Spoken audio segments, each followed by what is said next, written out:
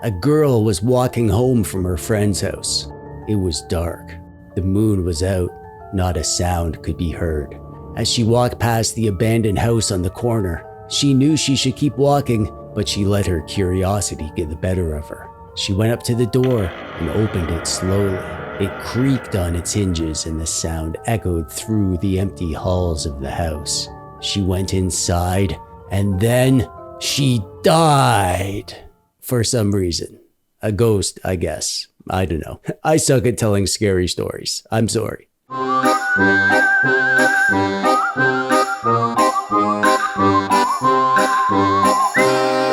Good evening. I hope you'll excuse me if I appear a trifle excited, but I've just come into possession of a cure for an affliction that has ailed me ever since I became a grown man. That is, the crushing weight of adulthood and responsibilities that I never asked for, when all I really want to do is play retro games and feel some spooky vibes because Halloween is approaching and I don't get to trick or treat with the kids anymore. The police have made sure of that. The cure for my affliction is this package that was sent to me by my long-lost uncle, NXT. Apparently they gave me these custom orange buttons and they want me to turn this black Miu Mini into a spooky orange and black retro handheld to get in the Halloween spirit, which is something that I can certainly do. See what I'm doing? I'm doing the thing.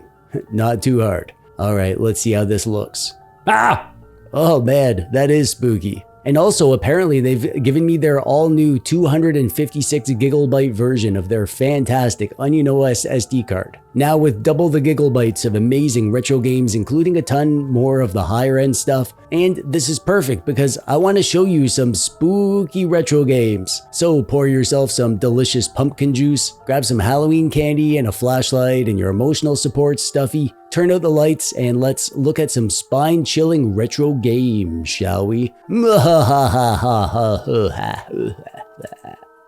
Super Castlevania 4 on the Super Nintendo really cranks up the spookometer. You are Simon Belmont, armed with a whip that's as versatile as a Swiss Army knife. Seriously, it swings in all directions and you can even use it to make like a spooky Tarzan and swing across caverns and stuff. The whole experience of battling through Dracula's eerie castle feels like a classic Monster Mash party. The game's graphics and soundtrack are totally spot on for the Halloween vibe. We're talking moody, creepy castles and tunes that might as well be coming from Dracula's own organ. If you're looking to get into that Halloween spirit, whipping through ghosts, ghouls, and the occasional annoying bat gives you all the chills and thrills. So if you're like me and your Halloween plans usually involve avoiding sunlight and interacting with actual humans, firing up Super Castlevania 4 is your ticket to a frightfully fun night. Oh boy, Shadowgate on the NES is like walking into a haunted house with nothing but your wits and maybe a few torches to keep the Grim Reaper at bay. This game isn't just spooky, it's a bona fide puzzle-filled adventure that'll have you scratching your head as you try not to get killed by the various creative ways that the castle of Shadowgate has murder in store for you.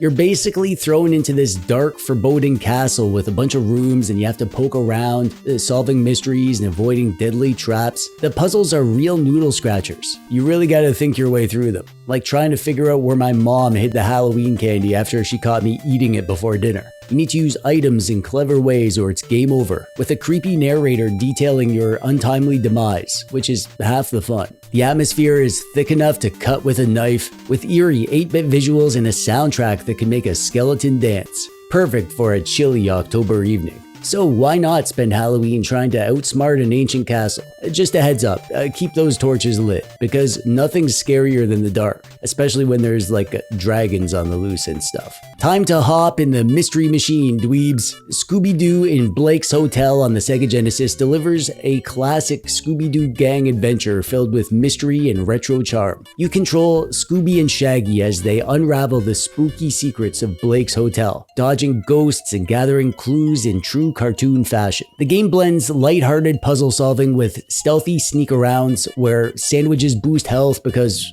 obviously, Scooby and Shaggy need their snacks. The puzzles are smart, the scares are fun, and the humor is spot on. They really captured the feel of the TV show. It's got that haunted hotel theme with just the right level of campy spookiness, plus charming graphics and mood-setting music to enhance your ghostly adventures. It's a great way to get into the Halloween spirit with some light laughs and light scares, so grab some Scooby snacks and let's crack this case before the ghosts catch us. Oh no! I'm just kidding. Or am I? Yeah, I am. Next, let's step back in time to the dawn of the 3D survival horror genre with Alone in the Dark, a DOS game. After picking your character, you got Edward Carnby or Emily Hartwood, you're plunged into the eerie Derceto mansion to unravel its dark secrets without turning into the latest ghostly tenant. This game is a vintage treasure chest of puzzle solving mixed with just enough jump scares to keep you on your toes. The graphics are retro, sure, but these old school chunky polygons add to the charm, and the fixed camera angles ramp up the suspense like nothing else. Because what's scarier than what you can't see? This is really a must play, I think, for any retro horror enthusiast. You've got a gothic mansion, eldritch monsters, a soundtrack that's all kind of eerie, perfect for setting the Halloween mood. Alone in the Dark isn't just about the chills though. It's a landmark game that laid the groundwork for all these 3D survival horrors we can't get enough of. So grab a blanket, light a candle for a spooky ambiance, and get ready for a night at Derceto Mansion. Just try not to scream too loud. But mom's gotta work in the morning.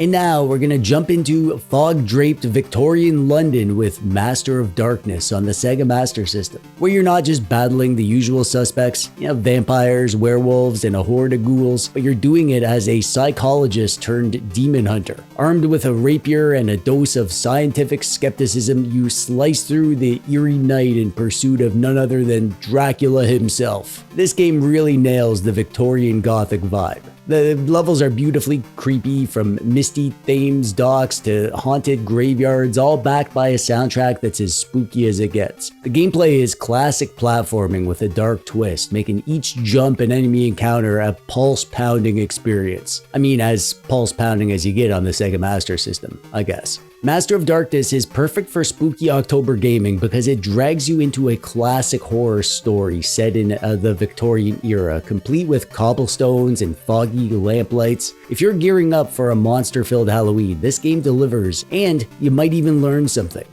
Probably not though, let's be real here. We'll be right back to the spookiest retro games to play in October after this important message. Click the subscribe button, loser! And now back to the spookiest retro games to play in October. Splatterhouse 3 on the Genesis takes the creepy dial and cranks it up to 13, the spooky number. This game isn't just about bashing monsters, it's a full-on horror fest with a hefty dose of beat-em-up action. You're Rick, a guy with a terror mask fusion situation, and you gotta save your family from all sorts of gruesome creatures that have overrun your once peaceful home. It's a great mix of a haunted house vibe with arcade-style fighting. The graphics are a gory step up from its predecessors, with bigger sprites and even more detailed macabre backgrounds. As you navigate the maze-like house, the tension builds with each room that you enter, thanks to a soundtrack that can make the bravest player's skin crawl. Playing Splatterhouse 3 during October is like setting up your own haunted house, but you get to be the hero smacking around the monsters. The game's blend of horror themes and intense action makes it a perfect match for the Halloween season.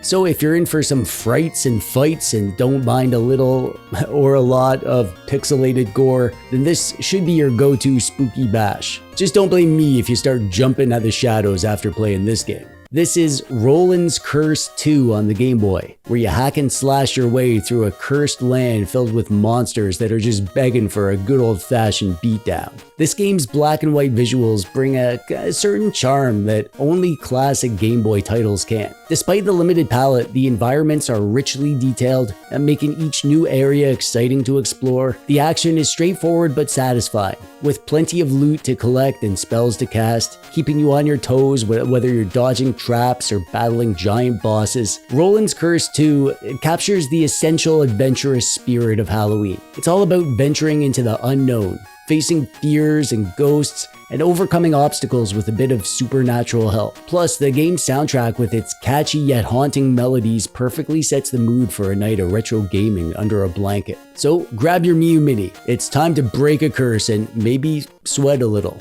while you're at it. And now we step into the eerie halls of Clock Tower on the Super Nintendo. This game wasn't released in North America, but luckily there is a translated version available. This is a game that's more about stealth and survival than fighting back. You play an orphan girl who's just discovered her new home might be housing something far sinister than she bargained for. A scissor-wielding maniac known as Scissor Man.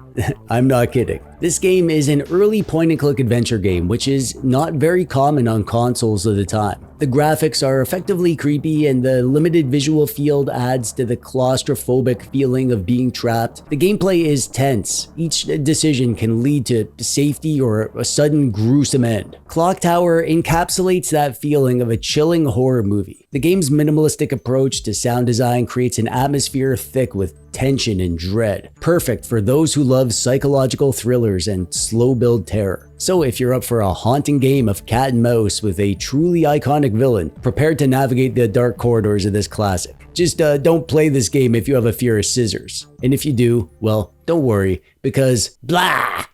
Resident Evil 2 on the PS1 is a masterclass in survival horror that takes you to the zombie-infested streets of Raccoon City. As either Leon Kennedy or Claire Redfield, you dive headfirst into the chaos, unraveling a conspiracy that's as twisted as the zombies roaming the city. This game was a marvel on the PS1, with detailed environments and a complex, engaging story, and the perfect balance of puzzle solving, resource management, and combat, keeping you on the edge with its tight corridors and unexpected jump scares. This game is all about the atmosphere. Foggy streets and the constant rain and the sense of isolation as you navigate the world. So if you're looking for a thrill this October and you feel like taking on hordes of zombies and uncovering corporate evil, Resident Evil 2 is your ticket. Just make sure that you got plenty of ink ribbons for your typewriter, because you're going to need every save you can get, unless you're playing on the Mew Mini, and then you can just use save states.